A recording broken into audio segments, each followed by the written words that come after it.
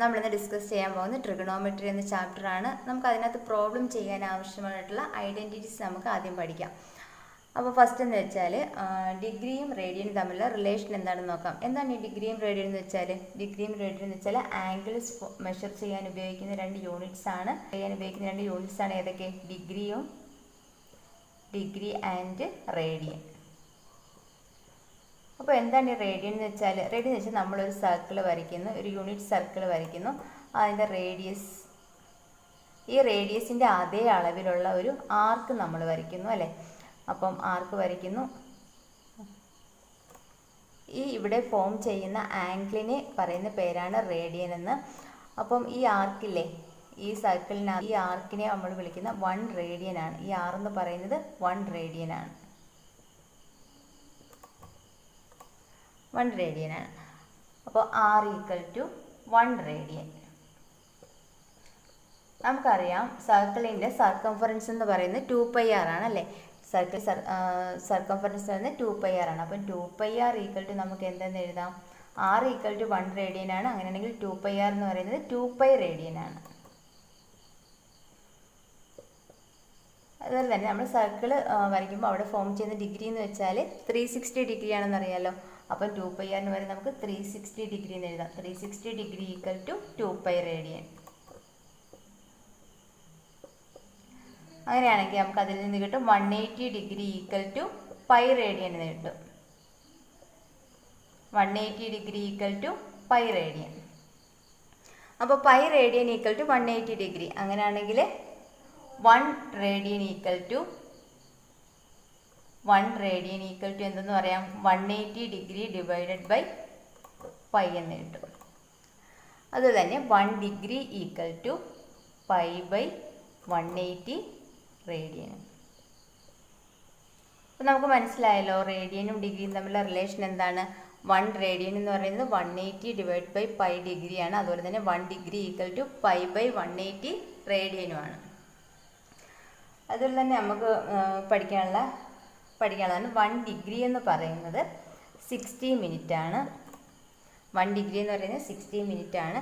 1 minute എന്ന് പറയുന്നത് 60 സെക്കൻഡുമാണ്. നമ്മൾ സെക്കൻഡിനെ സൂചിപ്പിക്കുന്നതാണ് ഇവിടെ മുകളിൽ 2 വര, മിനിറ്റിനെ സൂചിപ്പിക്കുന്നത് മുകളിൽ 1 വരെ. അപ്പോൾ അതുപോലെ തന്നെ 1 മിനിറ്റ് എന്ന് പറയുന്നത് 1/60 ഡിഗ്രിയാണ്. അതുപോലെ തന്നെ 1 സെക്കൻഡ് എന്ന് പറയുന്നത് 1/60 മിനിറ്റുമാണ്. അതിനകത്ത് ഇത്രയും കാര്യങ്ങളൊന്ന് ഓർത്ത് വെച്ചിരിക്കണം.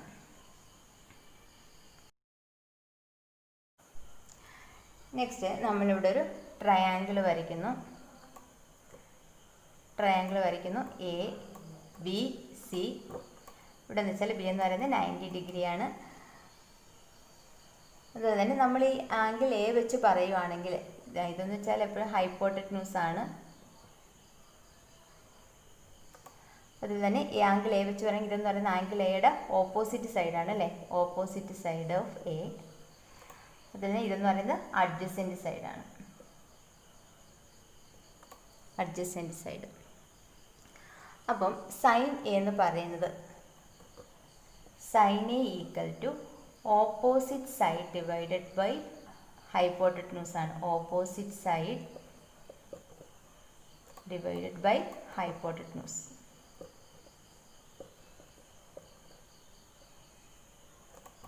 ഓപ്പോസിറ്റ് സൈഡ് എന്ന് പറയുന്നത് BC / AC. അതിൽ തന്നെ കോസ് എ എന്ന് പറയുന്നത് അഡ്ജസെൻറ്റ് സൈഡ് ബൈ ഹൈപ്പോട്ടന്യൂസ് ആണ്. അഡ്ജസെൻറ്റ് നമുക്ക് എ എന്ന് എഴുതാം, ഹൈപ്പോട്ടന്യൂസ് H. കോസ് എന്ന് പറയുന്നത് adjacent side divided by hypotenuse ആണ്. അതിൽ അഡ്ജസെൻറ്റ് സൈഡ് എന്ന് പറയുന്നത് AB divided by AC. Next tan A = opposite side divided by adjacent side. Opposite side divided by adjacent side.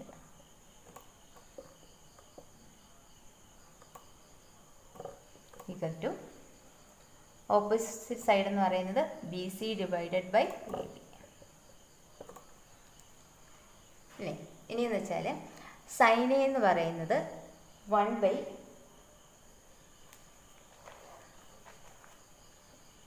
Cosec A എന്ന് പറയുന്നത് 1/sin A ആണ്.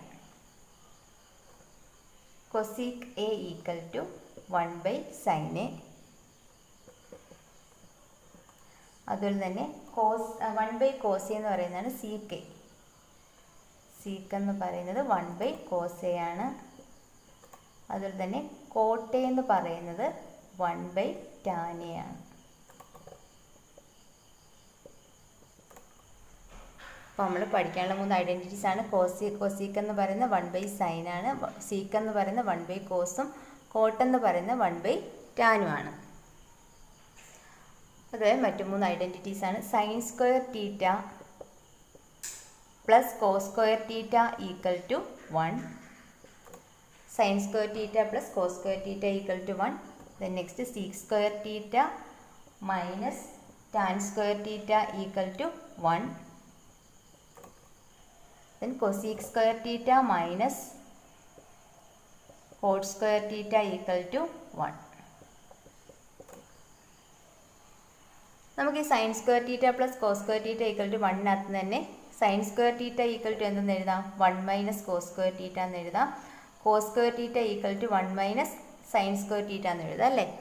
അതുപോലെ തന്നെ താഴെയും ഇതുപോലെ sec square theta equal to 1 plus tan square theta എന്നും tan square theta equal to 1 plus sec square theta എന്നും എഴുതാം.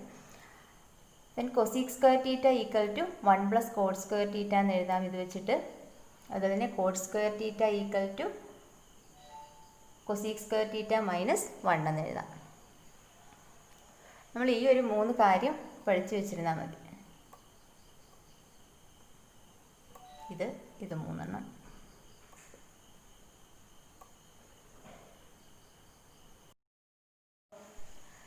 നമ്മൾ എപ്പോഴും യൂസ് ചെയ്യുന്ന കുറേ വാല്യൂസാണ് സൈൻ്റെയും cos, tan, cosec, sec, cot എന്നിവയുടെ എപ്പോഴും യൂസ് ചെയ്യുന്ന കുറേ വാല്യൂസാണ് 0 degree, 30 degree, 45 degree, 60 degree and 90 degree.